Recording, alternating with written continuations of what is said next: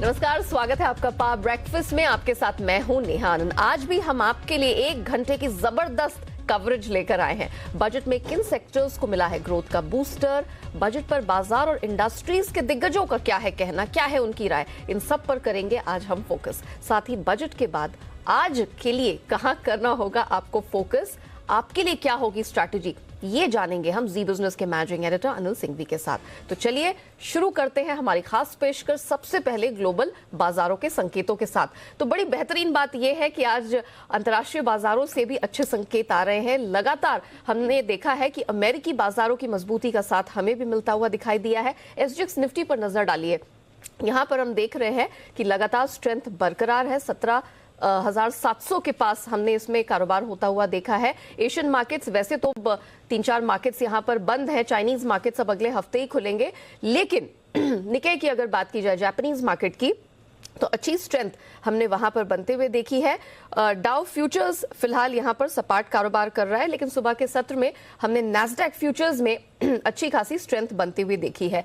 तो वैसे तो हमारा पूरा फोकस रहा है बजट पर और उसे डिकोड करने में, आपके सामने बेहतरीन राय लाने में, लेकिन ग्लोबल मार्केट से कैसे संकेत है इसकी पूरी डिटेल लेते हैं। मेरे सहयोगी दीपांशु मेरे साथ इस वक्त जुड़े हुए हैं। दीपांशु, एक और बेहतरीन दिन है संकेतों का, तो जरा बताइए अमेरिकी बाजारों में क्या कुछ हुआ है, क्योंकि उनकी भी अर्निंग्स जबरदस्त निकल के आ रही हैं।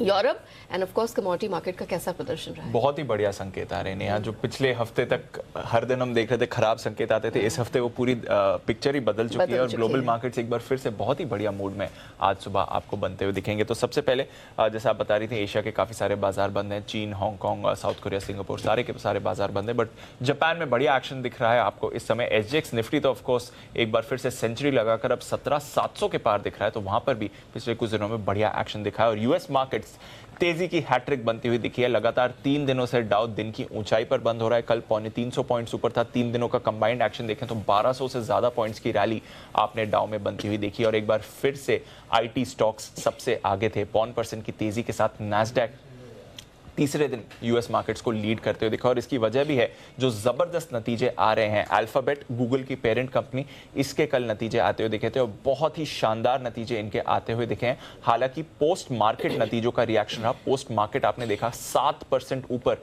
अल्फाबेट का शेयर था, इसलिए नैस्डैक फ्यूचर्स में आप इस समय 1% की तेजी देख रहे हैं। एक्चुअल इसका एक्शन आज शाम को आपको यूएस मार्केट्स में दिखेगा। एक 20:1 स्टॉक स्प्लिट की भी इन्होंने घोषणा करी, तो वहां से भी स्टॉक में आपको बड़ा एक्शन आते हुए दिख सकता है आज शाम को। सेमीकंडक्टर स्टॉक्स में भी बड़ी तेजी थी, तो वहां से भी बाजार को सहारा मिला। हालांकि कुछ नतीजों के बाद सुस्त रिएक्शन था, जैसे कि स्टारबक्स और जनरल मोटर्स। इसके अलावा अगर आप देखें, बोइंग के शेयर में लगातार दूसरे दिन अच्छी तेजी थी। कल 4% उछला है।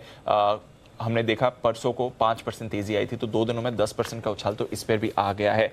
इसके अलावा आज मेटा, जो अब रीब्रांड होकर फेसबुक रीब्रांड होकर मेटा हो गई है, उसके नतीजे आने वाले, तो एक और फिर से आईटी स्टॉक्स के नतीजे रहेंगे जहां पर बाजार का एक्शन बना रहेगा। यूरोप में भी मजबूती दिखी, 1 से 1.5% की तेजी थी, अच्छा एक्शन था। कच्चा तेल कल थोड़ा सहमा है, एक रेंज में रहा है, $90 से अब $89 पर आ गया है।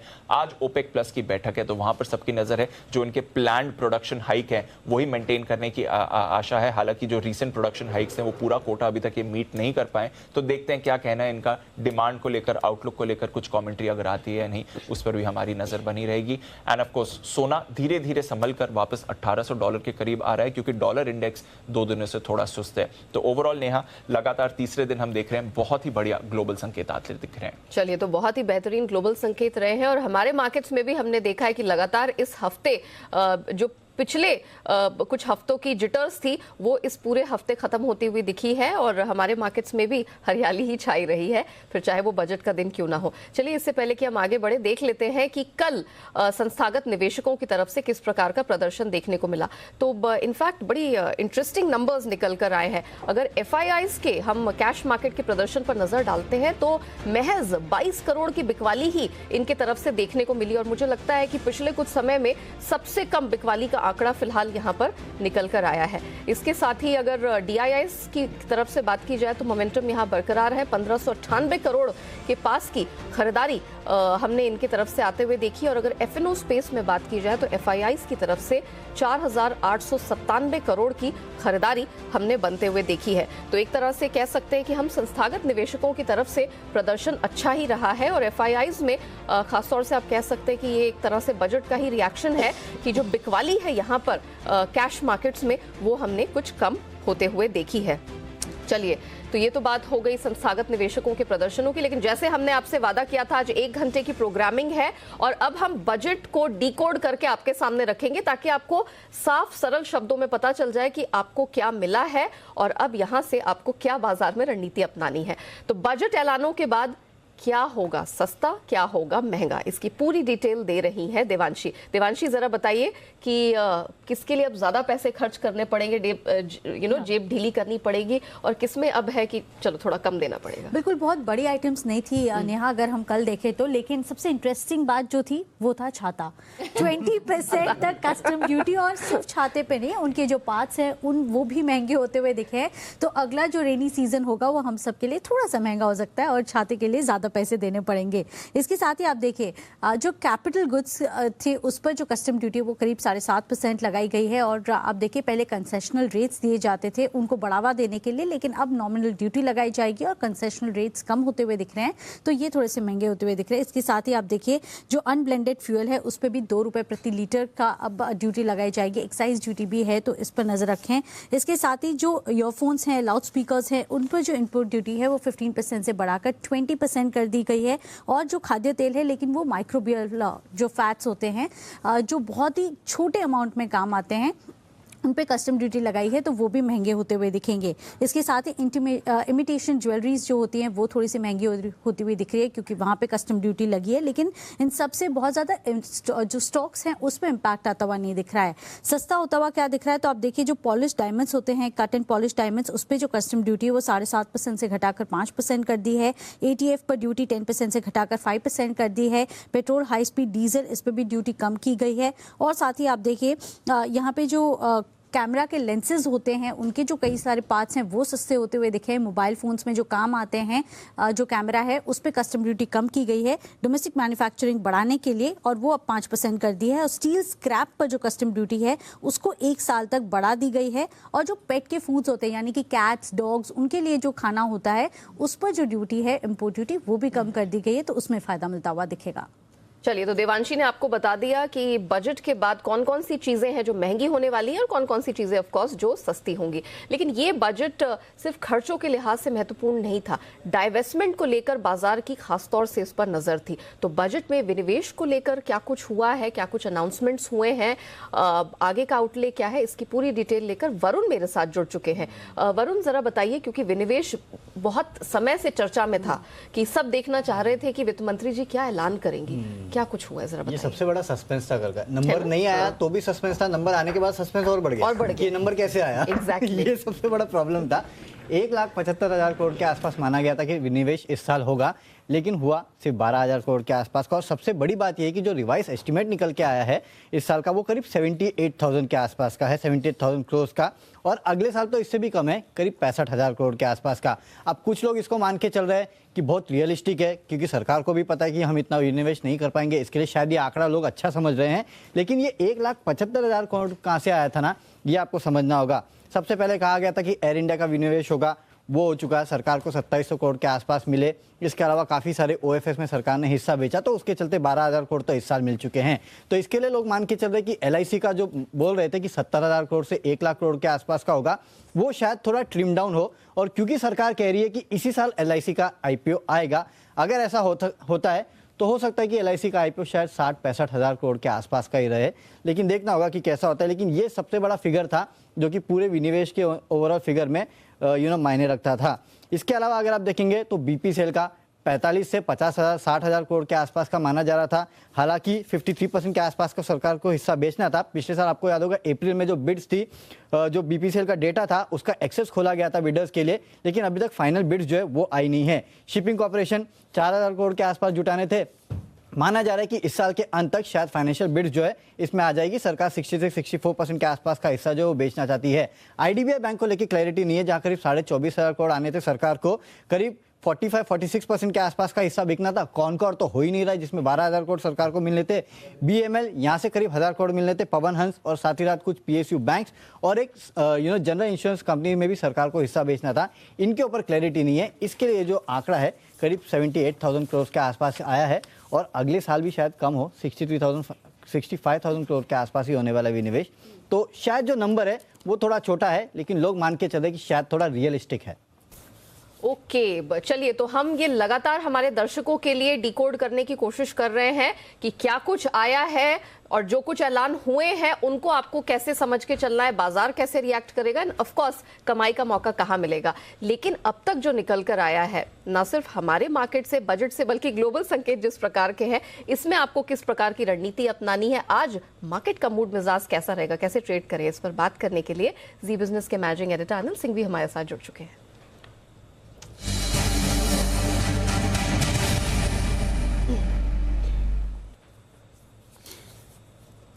Anil sir, good morning. Sir, सबसे पहले तो आपको बहुत बहुत बधाइयां। आपकी लीडरशिप में हमने देखा कि एक बेहतरीन कवरेज हमने कल की है और इसका लोहा ना सिर्फ बिजनेस चैनलों ने बल्कि पूरे जनरल न्यूज स्पेस ने माना है। तो सबसे पहले तो सर आपको उसके लिए बधाई। नेहा, आपको, हमारी पूरी टीम यहाँ बैठी है और सबसे ज़्यादा बधाई तो हमारे दर्शकों को, क्योंकि उन्हीं की वजह से ये हम जो कुछ कल हासिल कर पाए, क्योंकि उनका भरोसा है, उनका प्यार है, उनका विश्वास है, जो वो सबसे बड़े दिन किसी भी इकोनॉमी के लिए, किसी भी देश के लिए आर्थिक मोर्चे पर होता है बजट का दिन। उस दिन वो जी बिजनेस देखना पसंद करते हैं किसी भी और चैनल के मुकाबले। और सबसे इंटरेस्टिंग बात यह है कि बजट स्पीच के दौरान अगर आप नंबर 1 हो तो उसका मजा अलग है, क्योंकि बजट स्पीच तो वित्त मंत्री जी सब जगह सेम पढ़ती हैं, सब जगह उसी वक्त आता है। हाँ। वही आपका टेस्ट होता है कि उस वक्त सबसे ज्यादा कौन सा चैनल लोग देखना चाहते हैं। बाकी तो फिर भी चलिए किसी का एनालिसिस कम है, ज्यादा है, अच्छा है, खराब है, वो। लेकिन बजट स्पीच के दौरान अगर आपका प्रिफर्ड चैनल है तो इसका मतलब क्लियर है कि लोगों की क्या पसंद है। तो इसलिए आप सबको दिल से धन्यवाद। जहाँ तक बाजार का सवाल है, बाजार का मूड माहौल ठीक है। पिछले हफ्ते से हम लगातार बात ही कर रहे थे कि ये एक्सट्रीम वॉलेटिलिटी जो पिछले हफ्ते इन्हीं दिनों में जब हम भारी उतार चढ़ाव दिखा रहे थे, ये बता रहा है कि बाजार का बेस फॉर्मेशन हो रहा है, ऊपर जाने को तैयार है। इस बजट में ऐसा कुछ भी नहीं हुआ जो बाजार का मूड खराब करे, बल्कि ऊपर ले जाने की क्षमता है। बस यही है कि स्पीड धीमे धीमे चलेगी, लेकिन कुछ कुछ फैक्टर्स बेहतर होते हुए दिख रहे हैं। जैसे ग्लोबल मार्केट्स लगातार तीसरे दिन तेजी में है, एफआईएस की बिकवाली का प्रेशर थोड़ा सा कम होता हुआ दिख रहा है। और मजे की बात ये जो मैं 8 बजे और विस्तार से डेटा में बात करूंगा कि कल की तेजी के बावजूद बाजार हल्के हैं। ये बहुत इंटरेस्टिंग डेटा निकल कर आया। हाँ, तो इसको हम विस्तार से बात करेंगे, लेकिन फिलहाल जहाँ तक आज के बाजार का सवाल है, अनडाउटेडली एक और मजबूत ट्रेडिंग सेशन रहना चाहिए। इस मजबूत ट्रेडिंग सेशन में एक रेंज है जहां हम पहुंचेंगे, वहां पर प्रॉफिट बुकिंग आएगी। लेकिन उससे पहले आपको सपोर्ट बता दूं, 17,350 17,400 आज के लिए तुरंत सपोर्ट का काम करेगा और ऊपरी स्तरों पर 17,650 17,750 तक की जाने की कोशिश निफ्टी की होगी। उस रेंज तक हम पहुंचेंगे। जो कंजेशन जोन है, जो इस रैली में जब आप ऊपर की तरफ जाएंगे, वो 17,750 17,850 है। वहां जाकर आप रुकेंगे और वहां जाकर आप ये सोचेंगे अब हमें आगे क्या करना है। लेकिन ऊपर की रेंज आज के लिए 17,650 17,750 है। अब आइए बैंक निफ्टी 38,500 बेहतरीन क्लोजिंग है अनडाउटेडली। 38,000 के ऊपर की ही मुझे चाहिए थी खाली, ये तो और 500 पॉइंट ऊपर मिली है। सो अब बेस आज के लिए 38,050 38,200 आपके लिए बैंक निफ्टी पर सपोर्ट का काम करेगा।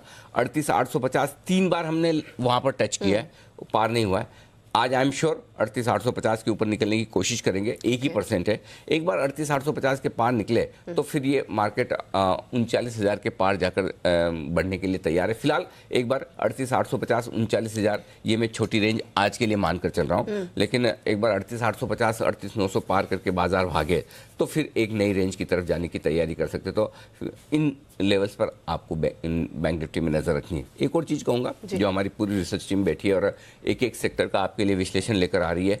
बहुत ही सेक्टरल परफॉर्मेंस आज तगड़ी देखने को मिलेगी, स्टॉक्स में तगड़ी परफॉर्मेंस देखने को मिलेगी। और आज के लिए हमने जो कल देर शाम से आज तक जो काम किया है वो यही है कि हमारी पूरी टीम फाइन प्रिंट्स पढ़कर रिसर्च लेकर आ रही है। आज आपको एक नहीं कई सारी जी बिजनेस एक्सक्लूसिव रिसर्च मिलेगी कि किन किन प्रोविजंस पर किस तरह के इम्पैक्ट किन स्टॉक्स पर आते हुए दिख रहे हैं। तो आज का हमारा एजेंडा यही है। और उसके अलावा 8 बजे बजट स्टॉक एक्सचेंज में आज हमारे सारे खास मेहमान फिर से हैं। मेरी रिक्वेस्ट पर सब लोग एक दिन और रुके हैं और आज पूरे दिन भी कल ही की तरह 8 से 4 आप हमारे साथ हैं। चलिए, thank you so much sir हमारे साथ जुड़ने के लिए। और जैसे कि अनिल सर ने कहा कि आज हमारा पूरा एजेंडा ही ये है कि आपके सामने बजट की हर बारीकी रखी जाए और आपके मतलब की जो चीज है वो हम आपको डिकोड करके दे रहे हैं।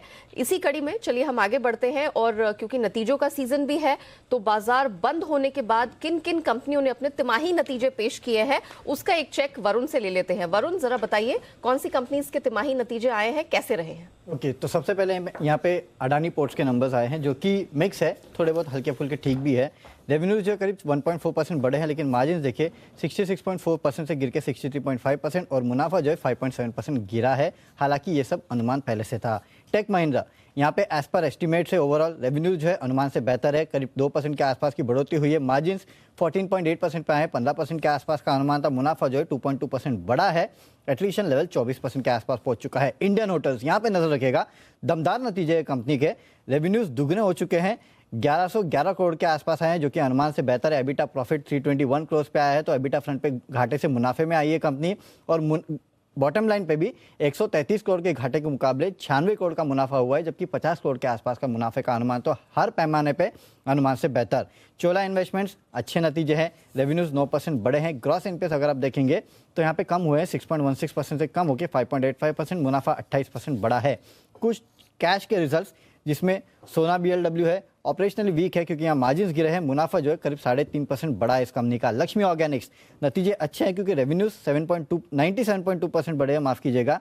एबिटा मार्जिन्स हल्के गिरे हैं, लेकिन मुनाफा अगर आप देखेंगे तो 82% बढ़ा है, 82 करोड़ के आसपास आया है, 45 करोड़ से बढ़ के। VIP इंडस्ट्रीज लगातार हमारे चैनल पे एक्सपर्ट्स ने खरीदारी की सलाह भी दी है, इस काउंटर पे तगड़े रिजल्ट्स है। रेवेन्यू करीब 71% बढ़ा है, मार्जिन 7 गुना हो चुका है। एबिटा माफ कीजिएगा, एबिटा 7 गुना हो चुका है। मार्जिन जो है 3.5% से बढ़ के 14.4%। मुनाफे में भी अच्छे खासे 33 करोड़ के आसपास है, 7 करोड़ के लॉस के मुकाबले। और त्रिवेणी टर्बाइन सबसे आखिरी में, रेवेन्यूज 30% बढ़े हैं, मार्जिन फ्लैट रहे हैं, मुनाफा जो है उसमें भी 30% के आसपास की बढ़ोतरी हुई है, तो ये भी अच्छे नतीजे हैं। ओके, चलिए वरुण, ये तो आपने बात की कि कल कौन कौन से नंबर्स आए हैं, आज कौन कौन से नंबर्स आने वाले हैं, क्या एक्सपेक्टेशन है वो भी जरा बता दीजिए।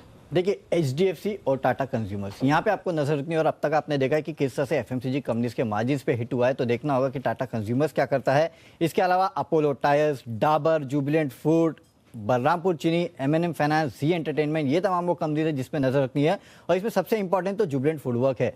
नतीजे तो आएंगे, शेयर विभाजन पे कंपनी विचार करने वाली है, ये सरप्राइजिंग है, तो इसके चलते आपको इस काउंटर पे खास नजर रखनी है। और बलरामपुर चीनी फंड जुटाने पे भी यहाँ पे विचार करेगी। एक्स डेट है कॉनकॉर की और टोरेंट फार्मा के डिविडेंड की, तो यहाँ पे नजर रखेगा, एडजस्टमेंट देखने मिलेगा। खबरें कुछ है जिसमें खासकर PVR, INOX leisure, burger king, west type की जितने भी रेस्टोरेंट कंपनीज है ना, होटल कंपनीज, इन पे नजर रखेगा, क्योंकि मुंबई में रेस्टोरेंट्स के लिए 10 बजे तक की जो समय सीमा रखी गई थी उसको हटा दिया गया है। और पूरे कोविड में आपने एक चीज देखा था, सब चालू हो गया था, स्विमिंग पूल शुरू नहीं हुए थे, अब स्विमिंग पूल भी 50% क्षमता के साथ खोले जाएंगे, तो ये बड़ी चीज है। पार्क, ब्रिज, गार्डन जो है, बीच गार्डन जो है, उनको भी खोलने के यहाँ पे रोक जो है वो अब नहीं है, तो काफी सारे डेवलपमेंट से ओपन अप हो चुका है मुंबई पूरी तरफ से, ये आपको मानना पड़ेगा। टाटा टेली सर्विसेज यहाँ पे नजर रखेगा, क्योंकि कंपनी ने डेट टू इक्विटी में बदलने का प्लान जो है वो खारिज कर दिया है। DOT की बकाया रकम जो है वो कम होने की वजह से इसको खारिज किया गया है। पहले DOT ने कहा था 850 करोड़ के आसपास का कैलकुलेशन किया गया था, अब जो है जो बकाया ब्याज है उसकी NPV करीब 195 करोड़ के आसपास है। इसके लिए विनाती ऑर्गेनिक्स VAPL प्लांट जो है मार्च तक शुरू होगा, ये कंपनी ने एक अपडेट दिया है। और आयशा मोटर्स पे नजर रखेगा, क्योंकि जनवरी के जो मोटरसाइकिल सेल्स है उसमें माफ कीजिएगा गिरावट हुई है, 73,000 के आसपास के आंकड़े का अनुमान था, करीब 58,000 के आसपास ही आया है, तो ये आज शायद प्रेशर में रह सकता है। वेरी वेल, शुक्रिया अब वरुण हमारे साथ जुड़ने के लिए, बताने के लिए आज खबरों के दम पर किन स्टॉक्स में एक्शन रहेगा, ऑफ कोर्स नतीजों पर तो हम नजर रखेंगे। चलिए, BFSI सेक्टर, डिजिटल बैंक और क्रिप्टो, यानी कि ये पूरे फाइनेंशियल सेक्टर में कुछ बहुत बड़े, कुछ बहुत अहम ऐलान हुए हैं, इसकी पूरी डिटेल देवांशी से जानते हैं। देवांशी, जरा बताइए, क्रिप्टो को लेकर, बैंकिंग स्पेस को लेकर कुछ बड़े ही इंटरेस्टिंग ऐलान हुए हैं, तो क्या हुआ है और इसका क्या मायने हैं, जरा बताइए। बिल्कुल नेहा, आप देखिए इस बार के बजट में क्रिप्टो या वर्चुअल डिजिटल असेट्स को लेके कोई भी जो महत्वपूर्ण जिस तरह से अनाउंसमेंट्स आते हुए दिखे वो एकदम सरप्राइजिंग थे। इनफैक्ट पॉजिटिव सरप्राइज होता हुआ दिखा, क्योंकि क्रिप्टो को लेके बहुत ज्यादा अनसर्टेनिटी थी। लेकिन अब आप देखिए एक डिजिटल करेंसी लॉन्च करने की बात हुई है 2023 में आरबीआई की तरफ से। ये जो डिजिटल करेंसी है वो लॉन्च होती हुई दिखेगी। यही नहीं, जो आपके पास वर्चुअल डिजिटल असेट्स होंगे, यानी कि इसमें क्रिप्टो भी आ जाते हैं, उस पर 30% तक का टैक्स लगेगा। तो बैन जो होने वाली बात थी वो अब हट चुकी है। 30% तक के टैक्स लगेंगे। जब भी आप खरीदते हो तो 1% का टीडीएस लगेगा। तो ये कुछ बड़े अनाउंसमेंट्स क्रिप्टो को लेके थे कि बैन होता हुआ नहीं दिखा, और डिजिटल करेंसी भी लॉन्च हो जाएगी। डिजिटल बैंक्स, आप देखिए इस बार के बजट में डिजिटल पर बहुत ज्यादा फोकस होता हुआ दिखा था। जितनी भी चीजें हैं उनको डिजिटली करनी, ये काफी ज्यादा पसंद आती हुई दिख रही थी। डिजिटल इकोनॉमी को बढ़ावा देने पर पूरा फोकस था, और डिजिटल बैंक्स या जो पेमेंट बैंक्स हैं उनके लिए एक पॉजिटिव अनाउंसमेंट्स आते हुए दिखे। 75 डिस्ट्रिक्ट्स हैं जहां पे ऑलमोस्ट 75 डिजिटल जो बैंक्स हैं वो सेटअप करने की बात होती हुई दिख रही है।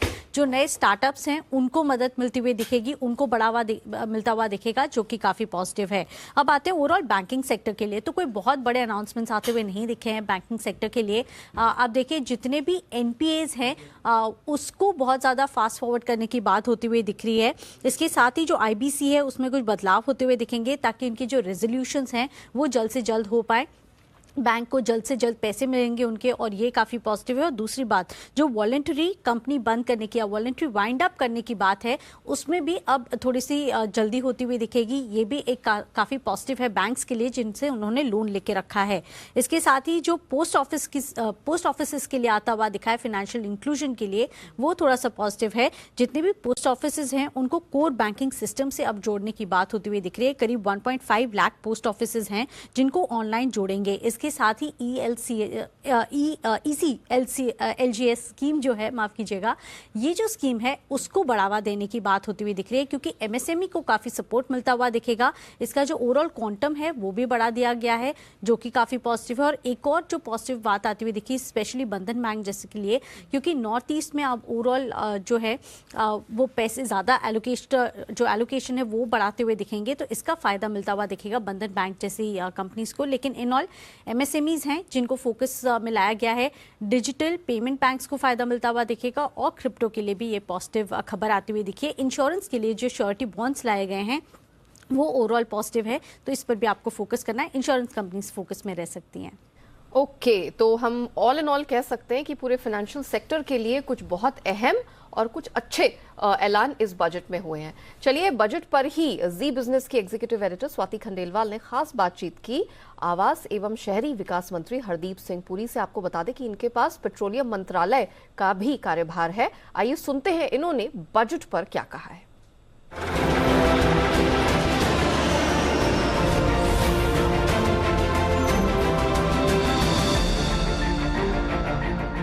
पहले तो आपकी प्रतिक्रिया सर, कैसे देखते हैं इस बजट को, अगर हम समराइज करें और कहें कि ये ग्रोथ ओरिएंटेड बजट है जो कि इंडिया को अगले 25 साल का एक विजन देता है, हम कहां फोकस करें? Growth oriented budget, it has, I think the Indian economy has already surpassed the $3 trillion figure.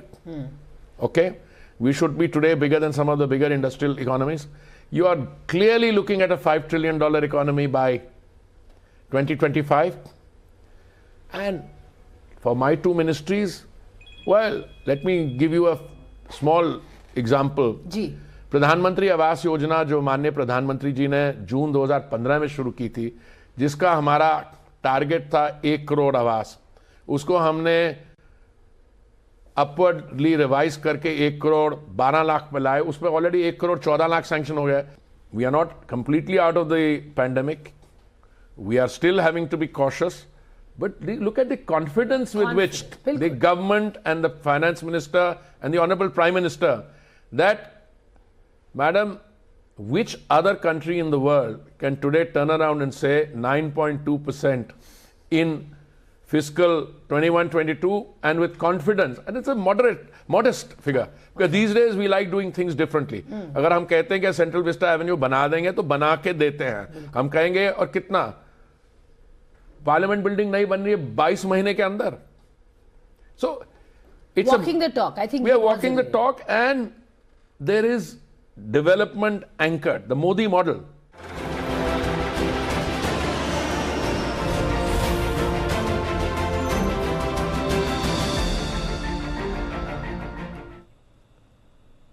तो आपने सुना हरदीप सिंह पुरी को, जिन्होंने बजट के तुरंत बाद ही सिर्फ और सिर्फ जी बिजनेस के साथ अपने विचार, अपनी प्रतिक्रिया साझा की है।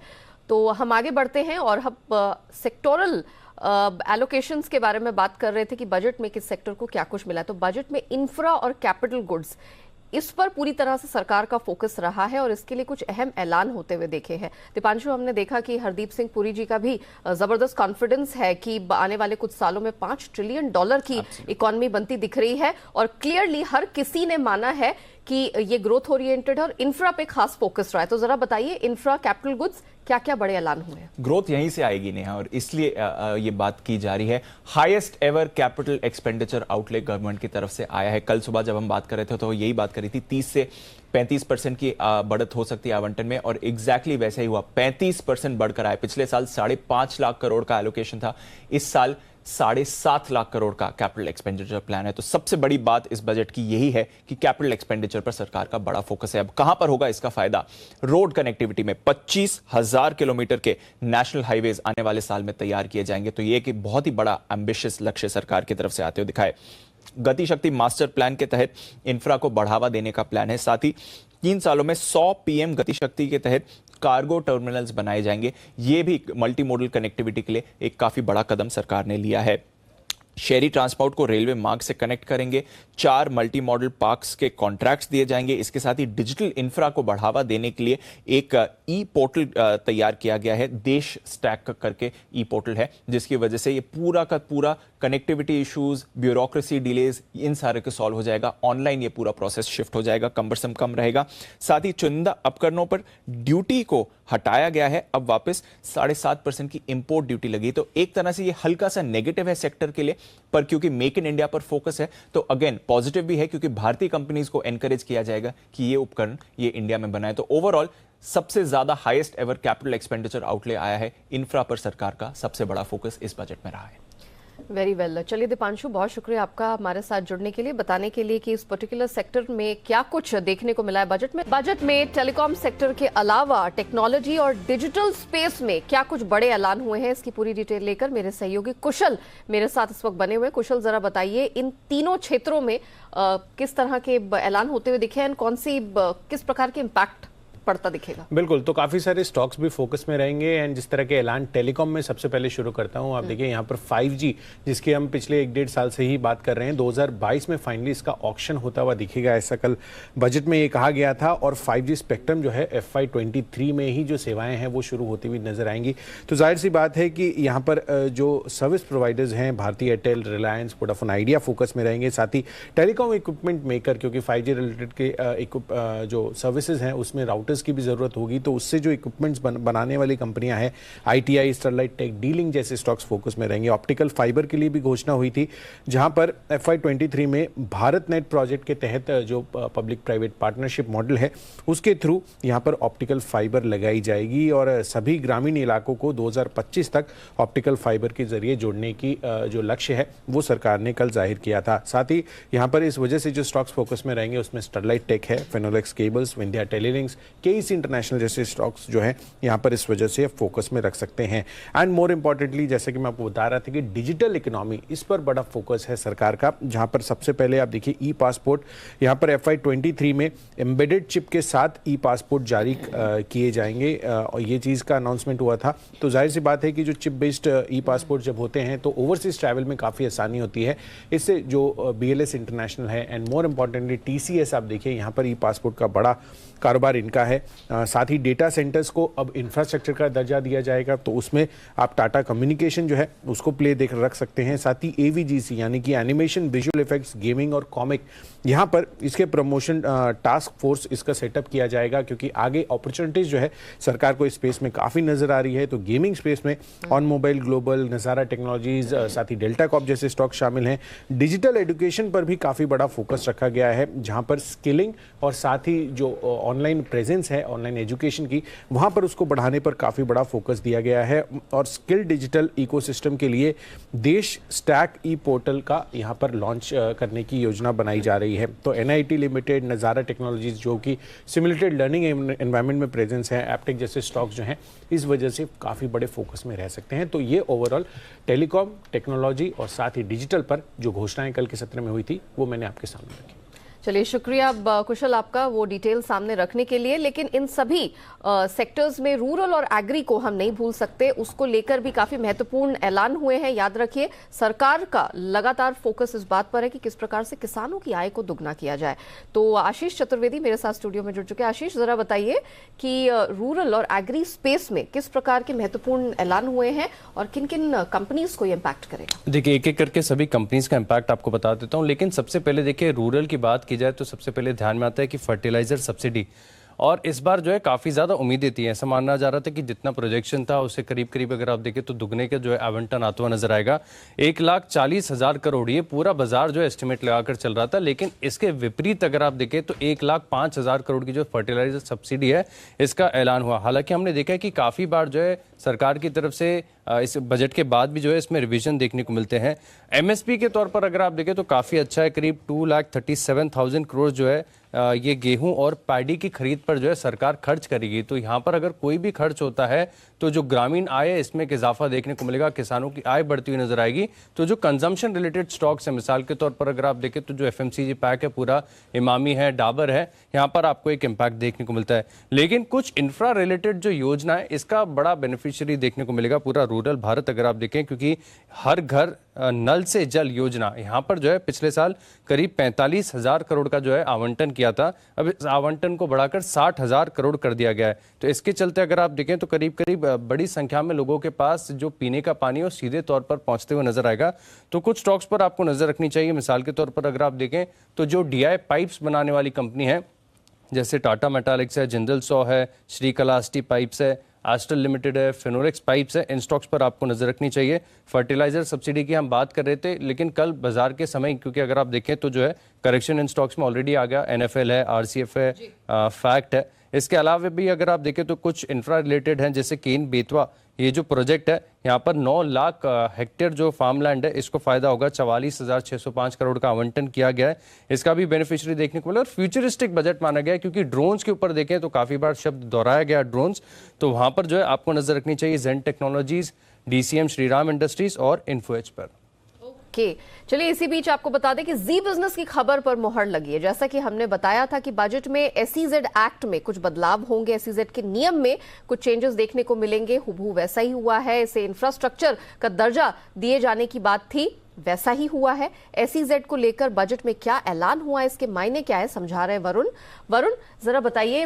ये हमने हमारे दर्शकों को, हमारी जो पूरी रिपोर्टिंग टीम है उन्होंने काफी मेहनत की थी और ये खबर सामने रखी थी कि SEZ एक्ट में आप पक्का से पक्का एक बदलाव होता हुआ देखेंगे, वो हुआ है। क्या एग्जैक्टली ऐलान हुआ है और क्या सिग्निफिकेंस है? डेफिनेटली देखिए, ऐलान तो बेसिकली ये हुआ है कि जो उसका एक्ट है उसके लेजिस्लेशन जो है उसको रिप्लेस करने की बात की गई है। और ये अपने आप में एक बड़ी बात है क्योंकि अब नया कानून आएगा और उसके तहत काफ़ी फायदे जो है पूरे SEZ को मिलते हुए दिखाई देंगे। और यहाँ पे नया लेजिस्लेशन आने के चलते जो राज्य सरकारों को इंडस्ट्री के साथ पार्टनरशिप मिल सकती है और खासकर जो लैंड यूज हो रहा था SEZ का उसको इस्तेमाल करने के लिए कहीं ना कहीं यहाँ पे आसानी होगी। तो ये अपने आप में एक बहुत बड़ा डेवलपमेंट है। और इसके चलते आपने देखा जितनी भी कंपनीज SEZ में यानी कि कारोबार करती है या फिर जिनके पास स्पेशल इकोनॉमिक जोन में अपने कारोबार है उन पे इंपैक्ट देखने मिला। खासकर जैकॉब, BF यूटिलिटी जैसे कंपनीज जो है वहाँ पे अच्छी खासी तेजी देखी गई। कस्टम एडमिनिस्ट्रेशन जो है सरकार उसमें रिफॉर्म्स लाने की बात कर रही है और रिफॉर्म के बाद पूरी तरह से IT ड्रिवन जो प्रक्रिया है वो यहाँ पे SEZ में होने की बातें चल रही है। इस रिफॉर्म के चलते SEZ यूनिट जो है उसमें कारोबार करने की आसानी जो है वो भी होगी। तो ईज ऑफ डूइंग बिजनेस जो है उसको भी यहाँ पे फोकस में रखा गया है SEZ पे और इसी का इम्पैक्ट आपने काउंटर्स पे देखा। इसके लिए SEZ जो हमने आपको खबर दी थी उसके ऊपर फिर से एक बार मुहर लगी है और काफ़ी बड़े ऐलान जो है SEZ के लिए हुए हैं। ओके, शुक्रिया वरुण आपका हमारे साथ जुड़ने के लिए, बताने के लिए कि यहाँ पर किस तरह से जी बिजनेस की खबर पर मोहर लगी और बहुत ही महत्वपूर्ण ऐलान होता हुआ दिखा है। चलिए, ये तो हमने बता दिया कि किस सेक्टर में कहाँ किस प्रकार के एलोकेशंस हुए हैं, क्या बड़े ऐलान हुए हैं, लेकिन आज बाजार में आपको क्या रणनीति अपनानी है, पैसे कमाने का मौका कहाँ मिलेगा, इस पर बात करने के लिए हमारे साथ kiranjadhav.com के आशीष केलकर जी इस वक्त जुड़ चुके हैं। Ashish ji, good morning. आपका साथ हमें कल भी मिला था और बजट के बाद बहुत अच्छा लग रहा है आपसे एक बार फिर बात करते हुए। तो जरा बताइए, जिस तरह का मोमेंटम है, ग्रीन कोड दिखाई दे रहा है बाजार में, आज कहाँ नजर रखनी चाहिए? Very good morning Neha ji. बहुत ही बेहतरीन रहा कल का सत्र और जी बिजनेस को बहुत बहुत बधाइयाँ, क्योंकि लीडरशिप में नंबर 1 हम रहे थे और पूरा इंडिया हमें देख रहा था।